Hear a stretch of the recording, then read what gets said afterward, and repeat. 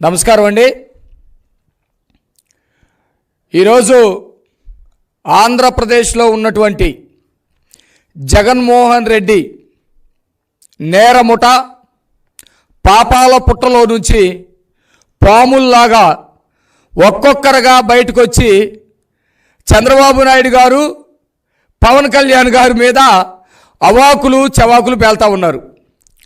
నిన్న జరిగినటువంటి తాడేపల్లెగూడెంలో ఏదైతే టీడీపీ జనసేన ఉమ్మడి జెండా సభ జరిగిందో ఆ సభతోటి తాడేపల్లి ఇక్కడ ఏదైతే జగన్మోహన్ రెడ్డి కొంప ఉందో దాంట్లో వణుకు మొదలైంది. జగన్మోహన్ రెడ్డి ఆ సభ తర్వాత వాళ్ళకి సంబంధించినటువంటి పిల్ల పాములన్నిటినీ బయటకు తీసుకొచ్చి ఏదో ఎర్రి కేకలు గావు కేకలు వేయించేటువంటి ప్రయత్నం చేస్తూ ఉన్నాడు. ఈరోజు ఆంధ్రప్రదేశ్లో ఉన్నటువంటి ప్రజలందరూ కూడా జగన్మోహన్ రెడ్డిని ఛేదరించుకుంటా ఉన్నారు. అందుకనే చంద్రబాబు నాయుడు గారు రా కదలరా సభలు పెట్టినా, అట్లాగే పవన్ కళ్యాణ్ గారు టీడీపీ కలిపి సభలు పెట్టినా జనం లక్షలాదిగా తరలి వస్తూ ఉన్నారు. ఒక పక్కన లోకేష్ గారి సభలు, శంకరావు సభలు, ఒక పక్కన తల్లి భువనేశ్వరం గారి సభలు ఒకవైపున, పవన్ కళ్యాణ్ గారి సభలు ఒకవైపున, చంద్రబాబు నాయుడు గారి రా కదలిరా సభలు మరొక వైపున జగన్మోహన్ రెడ్డికి ఊపిరి ఆడకుండా చేస్తూ ఉన్నాయి. జగన్మోహన్ రెడ్డి ఒక్కరోజు అధికారం కోల్పోతానేమో అనే భయం గుప్పెట్లో బతుకుతూ ఉన్నటువంటి పరిస్థితి ఈరోజు కనపడతా ఉంది. నిన్న సభలో చంద్రబాబు నాయుడు గారు అనేకమైనటువంటి సమస్యలు, ఈ రాష్ట్ర ప్రజలు ఎదుర్కొంటున్నటువంటి సమస్యలను లేవనెత్తాడు.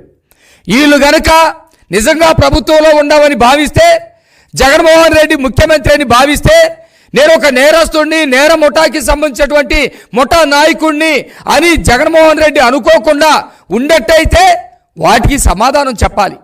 వాటికి సమాధానం చెప్పకుండా వ్యక్తిగతంగా చంద్రబాబు నాయుడు గారి మీద, వ్యక్తిగతంగా పవన్ కళ్యాణ్ గారి మీద విమర్శలు చేయడానికి బయలుదేరుతూ ఉన్నారు. ఆ పేరు నాని, ఇక్కడ ఉన్నటువంటి తోటలు తగలబెట్టిన కోటల నాయకుడు, వీళ్ళందరూ కూడా వరుసన ఇంతమంది దాదాపు 5 మంత్రులు, ఎంపీలు వరుసన వచ్చి ప్రెస్ మీట్లు పెడుతున్నారంటే మీకు నిన్నటి సభ మీ ఎన్నెముకల్లో ఏ విధంగా వణుకు పుట్టించిందో అర్థమవుతా ఉంది. ఇంతమంది ఒకవేళ మీరు అనుకున్నట్టు సభ కనుక ఫెయిల్ అయి ఉంటే ఇంతమంది వరుసనే వచ్చి ఎందుకు మాట్లాడతారు? మీ వణుకుని, మీ భయాన్ని ఎందుకు చూపిస్తూ ఉన్నారు? జగన్మోహన్ రెడ్డి తత్తరపడుతనాన్ని, బిత్తరపడుతనాన్ని ఎందుకు మీ ప్రెస్ మీట్లో చూపిస్తూ ఉన్నారని చెప్పేసి మేము అడుగుతూ ఉన్నాం. నిన్న సభలో చంద్రబాబు నాయుడు గారు అనేకమైనటువంటి విషయాలు లేవనెత్తారు. దళితులకి సంబంధించినటువంటి అనేకమైనటువంటి పథకాలు మీరు రద్దు చేశారు. బీసీలకు సంబంధించినటువంటి పథకాలు రద్దు చేశారు. దాదాపు ఈ రాష్ట్రంలో బడుగు బలహీన వర్గాలు, దళితులు, గిరిజనులకు సంబంధించినటువంటి మహిళలకు సంబంధించినటువంటి వందల సంఖ్యలో పథకాలు మీరు రద్దు చేశారు. ఈ పథకాలు రద్దు చేస్తే మీకు వీళ్ళు ఎందుకు ఓట్లేస్తారని చంద్రబాబు నాయుడు గారు నిన్న సభలో అడిగారు. మీరు సమాధానం చెప్పండి. ఇప్పుడు ఒక బీసీ మంత్రులు వచ్చి మాట్లాడారు కదా, అట్లాగే ఎంపీ, దళిత ఎంపీ వచ్చి మాట్లాడారు కదా, వీటికి మీరు సమాధానం చెప్పాల్సింది. అయ్యా, చంద్రబాబు నాయుడు గారు తీసుకొచ్చినటువంటి ఏదైతే భూమి కొనుగోలు పథకం ఉందో ఆ భూమి కొనుగోలు పథకాన్ని మేము రద్దు చేయలేదని చెప్పండి. దమ్ముంటే దళితులు మీకు ఓట్లేస్తారు. అంబేద్కర్ విదేశీ విద్యని మేము రద్దు చేయలేదని చెప్పండి. అంబేద్కర్ విదేశీ విద్యకి అంబేద్కర్ గారి పేరు తీసేసి జగన్ పేరు మేము పెట్టలేదు అని చెప్పండి. మీరు దమ్ముంటే దళితులు ఓట్లేస్తారని చెప్పేసి మీకు నమ్మకం ఉంటే, బీసీలకు సంబంధించిన, కాపులకు సంబంధించిన రిజర్వేషన్లు 5% మేము ఎత్తేయలేదని చెప్పండి. మీకు దమ్ముంటే మీరు అవి చెప్పకుండా పవన్ కళ్యాణ్ పెళ్ళిళ్ళు, పవన్ కళ్యాణ్ ప్యాకేజీ, పవన్ కళ్యాణ్ అది మాట్లాడారు, ఇది మాట్లాడారని ఏలబడే మాటలు ఎందుకు మాట్లాడుతున్నారని చెప్పేసి నేను ఈ సందర్భంగా అడుగుతా ఉన్నా. మీరు అనేకమైనటువంటి విషయాలు ఏదో పిచ్చి కబుర్లు మాట్లాడుతూ ఉన్నారు. జగన్మోహన్ రెడ్డి కంట ఈ లోకంలో ప్రజలతోటి, మనుషులతోటి సంబంధం లేదు. పైన ఉన్నటువంటి దేవుడు, మధ్యలో ఉన్నటువంటి ప్రేత దెయ్యాలు, ఈ కింద ఉన్నటువంటి వాళ్ళకి సంబంధించినటువంటి నేరముఠ సరిపోయిందంట ఎలక్షన్లో గెలవటానికి. ఏ దేవుడయ్యా పైన? అంటే నువ్వు ప్రజలకి నీ కుటుంబంలో చెప్పే యేసయ్య దేవుడా? లేకపోతే ఎలక్షన్ కోసం నువ్వు గంగలో మునిగి జంజ వేసుకున్నటువంటి ఆ దేవుడా? ఏ దేవుడు నీ నీకున్నాడు? మధ్యలో దెయ్యాలు, ఏ దెయ్యాలు? ప్రేతాత్మలు నీకు అండగా ఉన్నాయి. రాజశేఖర్ రెడ్డి ప్రేతాత్మ తిరుగుతూ ఉన్నాడు, ఆయన అండగా ఉన్నాడా? లేకపోతే నీ ద్వారా హత్యకు గురైనటువంటి వివేకానంద రెడ్డి ప్రేతాత్మతో తిరుగుతూ ఉన్నాడు, వీళ్ళిద్దరా? లేకపోతే నువ్వు హత్యలు కింద భూమి మీద ఉన్నటువంటి నువ్వు హత్యలు చేయించినటువంటి ఎవరైతే హంతకులు ఉన్నారో వాళ్ళ ఎవరు కాపాడతారు? దేవుడు ప్రజలకు ఉండరా? భూములు లాక్కున్నటువంటి బాధితులకి దేవుడు అండగా ఉన్నాడా?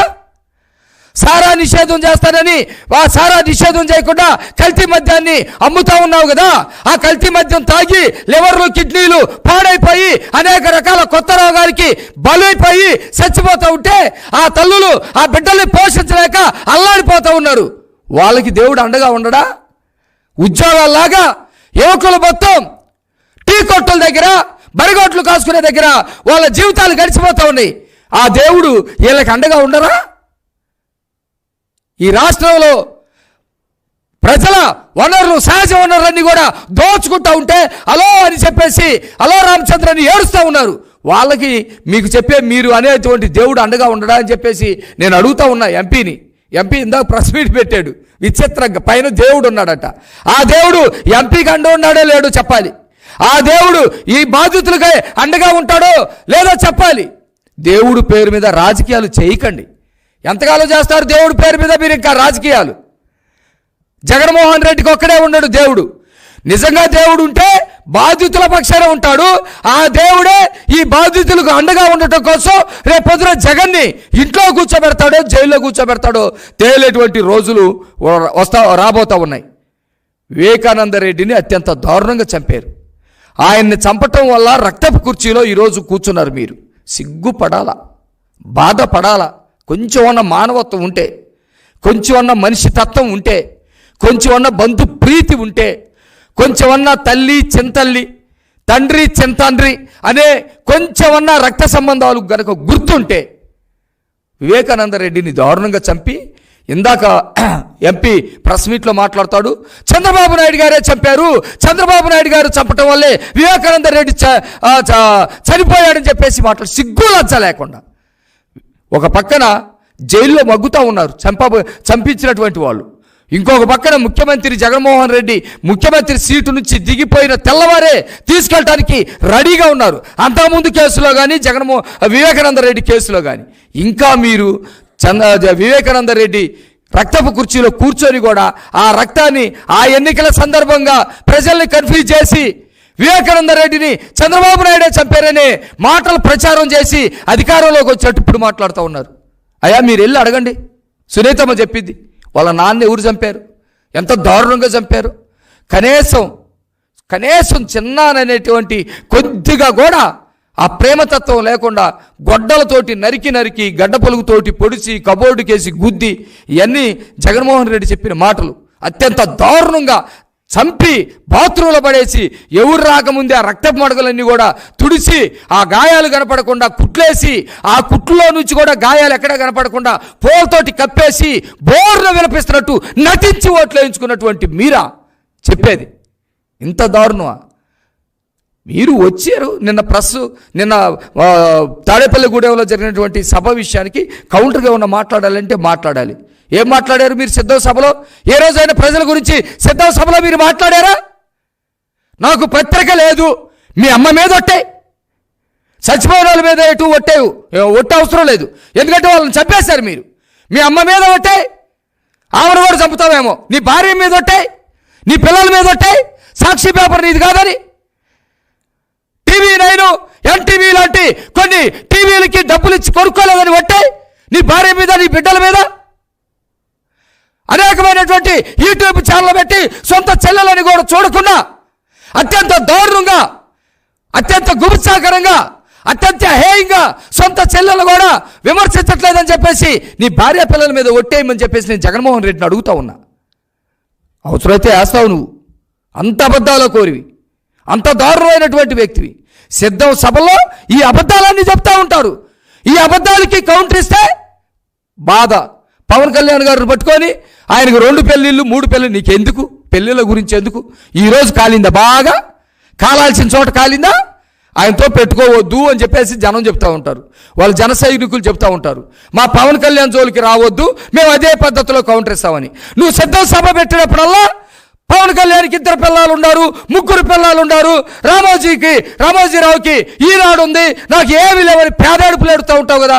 సరే, వాళ్ళ సంగతి పక్కన పెట్టు. ఇవాళ పవన్ కళ్యాణ్ బాగా పెట్టాడు, నాకు 4 పిల్లలు ఉండారా, రా 4వ పిల్లంగా నిన్ను చేసుకుంటానని. సిగ్గుపడాలి. రెండోసారి సిద్ధం సభ పెడితే పవన్ కళ్యాణ్ గురించి మాట్లాడుకొని ఉండాలి. దానికి కూడా ఈరోజు మీరు వచ్చి కౌంటర్లు చెప్తా ఉంటే అట్ట మాడ లేకపోతే మగాడు కాదని, పవన్ కళ్యాణ్ మగవాళ్ళను కూడా చేసుకుంటారని ఎవరన్నారు? జగన్మోహన్ రెడ్డి మగాడని, జగన్మోహన్ రెడ్డి మగాడని ఎవరన్నారు? మీరు ఎవరైనా చూసి చెప్తున్నారా? మగాడో కాదో భారతి గారు చెప్పాలి, ఆమెకు తెలుసు. ఒకవేళ మగాడైతే ఆడంగిల మాటలు మాట్లాడు, మగాడైతే పవన్ కళ్యాణ్ పెళ్ళిళ్ళ గురించి మాట్లాడు, మగాడైతే విడాకుల గురించి మాట్లాడు. పొద్దాకల ఆడంగిల మాటలు మాట్లాడుతున్నాడు కాబట్టి మగాడైన పవన్ కళ్యాణ్కి కాలి నిన్నే చేసుకుంటారు రామయ్య అని మాట్లాడాడు.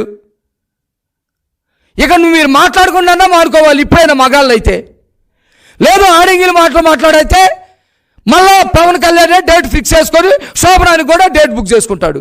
అప్పుడు అసలు విషయం బయటకు వచ్చింది. ఎందుకు? మీరు ముఖ్యమంత్రి అయితే మీరు ఈ రాష్ట్రం గురించి మాట్లాడండి, ఈ రాష్ట్రంలో విద్యార్థుల గురించి మాట్లాడండి. వాళ్ళ జీవితాలు అల్లాడిపోతూ ఉన్నాయి. ఈ రాష్ట్రంలో ఉండే యువతకు ఉద్యోగాలు లేక అల్లాడుతూ ఉన్నారు, వాళ్ళ గురించి మాట్లాడండి. ఈ రాష్ట్రానికి ఏదో ఎలగబడతాను, రాజధానిని తీసుకొచ్చి ఎలగబడతానని మాట్లాడావు, రాజధాని లేకుండా చేసావు. ఆ రాజధానికి 100 రకాల ముద్రలు వేసావు.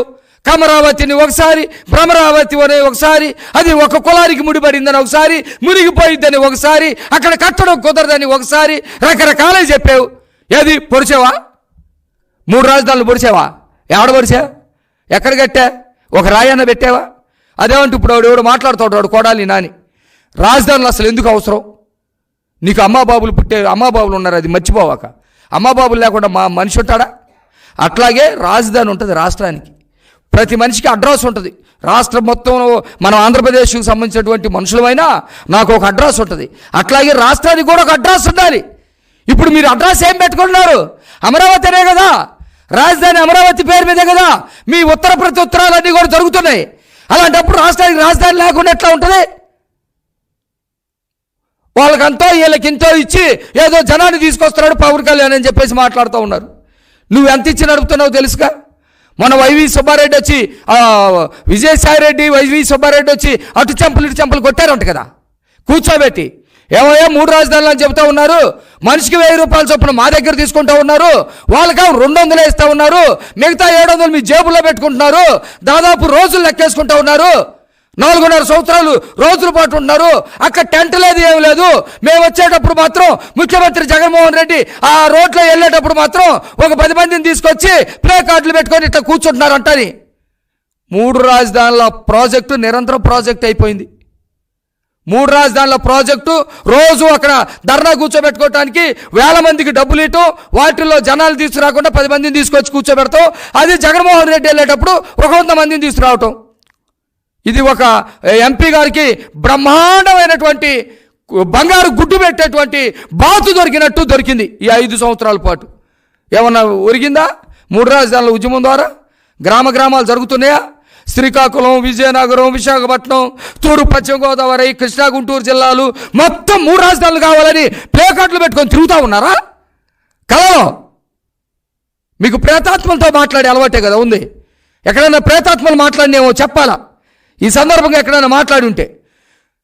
జగన్మోహన్ రెడ్డి కంటే ఏ జబ్బు లేదంట, ఆయన ఫిట్గా ఉన్నాడంట. ఈయన పట్టుకొని చెబుతున్నాడు.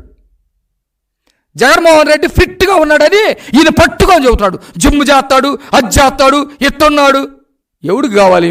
మీ శరీర సౌందర్యం గురించి, మీ శరీర సౌష్ఠ్యం గురించి ఎవడికి కావాలా? జగన్మోహన్ రెడ్డి మానసిక రోగి, అవునా కాదా? ఆయనే మీరే చెప్పారు. ఇక్కడ మా అధికార ప్రతినిధి పట్టాభి గారు ప్రెస్ మీట్ పెట్టి బోషడిగా మాట్లాడాడని చెప్పాడు. మాట్లాడితే బోషడికే ఆయన మాట్లాడినందుకు బీపీ పెరిగింది. ఆ బీపీని కంట్రోల్ చేసుకోవడం కోసం మేము పార్టీ ఆఫీసు మీదకి వెళ్ళి దాడి చేసామని చెప్పేసి మీరే చెప్పారు కదా. బీపీ ఉన్నట్టేగా లెక్కన. సరే, బీపీ లేదు, బీపీ లేకపోతే మీరు సభల్లోకి వెళ్ళి బ్రహ్మాండంగా ప్రజలకు చేసిన మేలు చెప్పాలి కదా. చొక్కాలు మడతేయండి, చేతులు మడతేయండి, వాళ్ళకు విలేకరులు వచ్చారు వాళ్ళు కొట్టండి, వీళ్ళని నరకండి. ఎందుకు చెబుతా ఉన్నారు?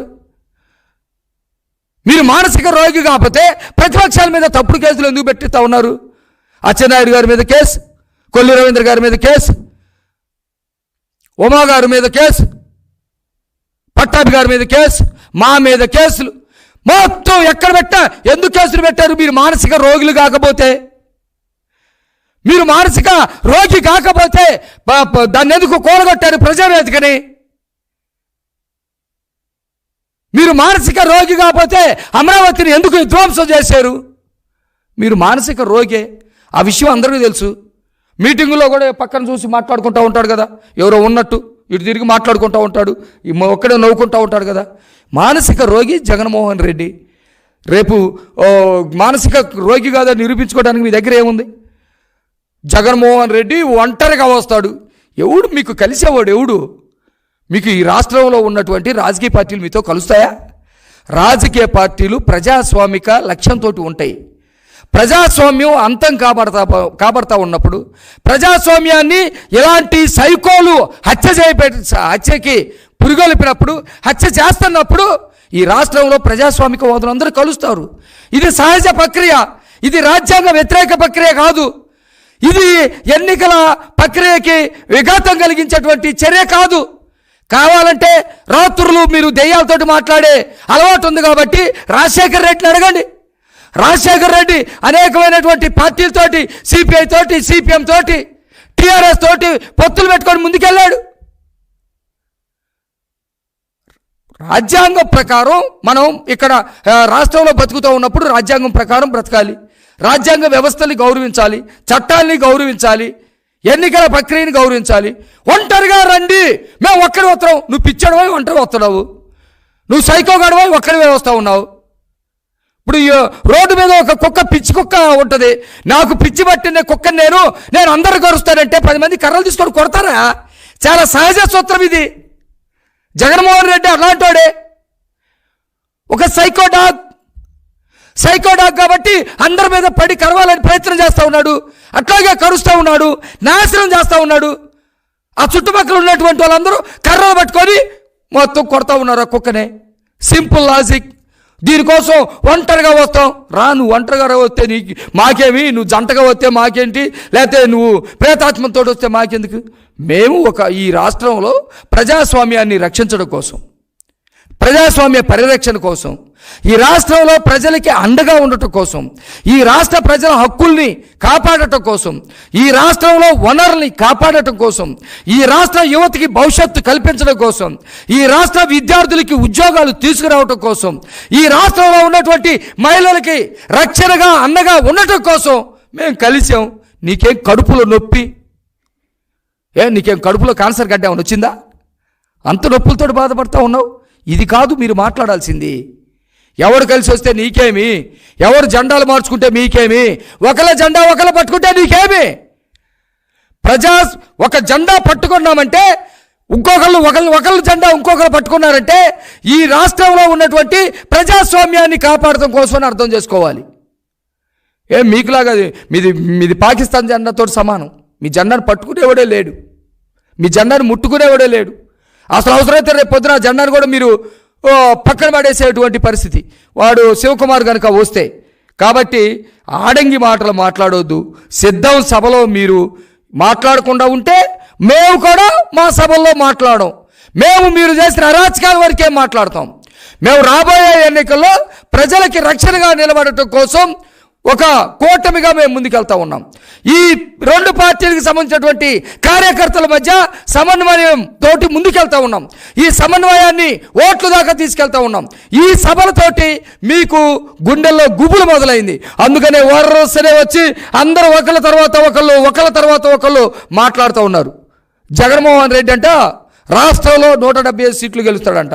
నేను అడుగుతా ఉన్నా, జగన్మోహన్ రెడ్డి మగాడు అనేది నాకేదో చెప్పుకొచ్చావుగా, ఆ మగతనం గురించి వద్దు. ఆ మగతనం ఆ భారతి గారే చూసుకుంటారు. ఆయన గనక వీరుడైతే ఎక్కడైనా గెలిచే దమ్ముంటే పులివెందుల్లో 72% రెడ్లు, ఆడ ఏ రెడ్డి గారిని పెట్టే గెలుస్తారు. జగన్మోహన్ రెడ్డి అవసరంలా, నువ్వు రా, బయటికి రా. లోకేష్ గారు లాగా బీసీలు ఎస్సీలు ఉన్నటువంటి ఒక నియోజకవర్గాన్ని ఎంచుకో, లేకపోతే రెడ్లు ఒక 5% ఉన్నటువంటి నియోజకవర్గాన్ని ఎంచుకో, గెలువు. పులివెందుల నుంచి బయటకు వచ్చి నువ్వు పెద్ద పులివెందు నిరూపించుకో. Challenge, open challenge. Pawan Kalyan గారు ఆయన ఎక్కడ కాపులు ఎక్కువ ఉన్న చోట ఆయన నిలబడాలనుకోవట్లా, కాపు నాయకుడిలాగా చేయట్లా. ఈ రాష్ట్రానికి సంబంధించినటువంటి నాయకుడిగా ఆయన ప్రవర్తిస్తూ ఉన్నాడు. ప్రజాస్వామ్య పరిరక్షకుడిగా మాతోటి కలిసి ముందుకు వస్తూ ఉన్నాడు. లోకేష్ గారు మంగళగిరి ఎంచుకున్నాడు, ఎక్కడో పుట్టాడు, ఎక్కడో పెరిగాడు. ఆయన ఇక్కడ మంగళ వీరుడు అయితే నువ్వు నిజంగా పులి బిడ్డ అంటున్నావు కదా, పులి బిడ్డవో క్యాన్సర్ గడ్డవో తర్వాత తేలుదాం. నువ్వు పులివెందులో 72-75% రెడ్లు ఉన్నటువంటి దగ్గర నువ్వు పోటీ చేయటం కాదు, రా ఆంధ్రప్రదేశ్ శ్రీకాకుళంలో పోటీ చేయి. నువ్వు మగాడివి, 150-170 సీట్లు వస్తాయంటున్నావు కదా. ముందు 175 చోట్ల పులివెందులు కాకుండా ఎక్కడికైనా వచ్చి పోటీ చేయి, చూద్దాం. 10% కూడా రావు, 3వ స్థానంలో కూడా ఉండవు. అలాంటి వ్యక్తిని మీరు వీరులు సూర్యులు అంటున్నారు.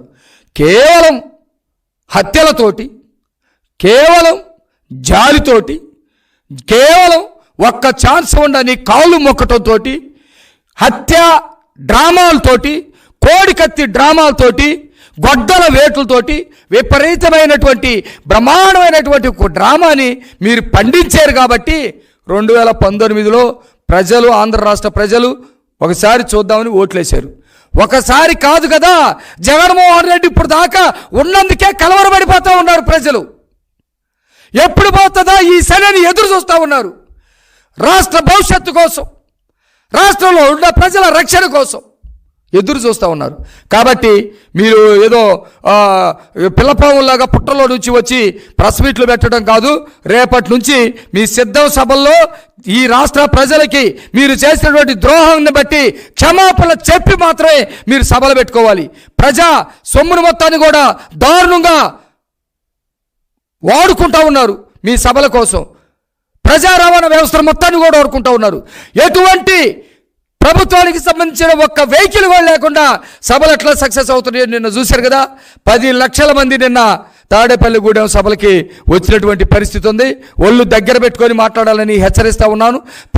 ప్రజల కోసం, ప్రజా సంరక్షణ కోసం, ఈ రాష్ట్రాన్ని బాగు చేయటం కోసం తెలుగుదేశం పార్టీ, జనసేన ఉమ్మడి జెండా అధికార పీఠం మీద ఎగరేసేంత వరకు ఇదే పద్ధతిలో ముందుకెళ్తామని పిచ్చి కోతలు మాని ఒళ్ళు దగ్గర పెట్టుకొని మాట్లాడాలని ఈ సందర్భంగా హెచ్చరిస్తా ఉన్నా.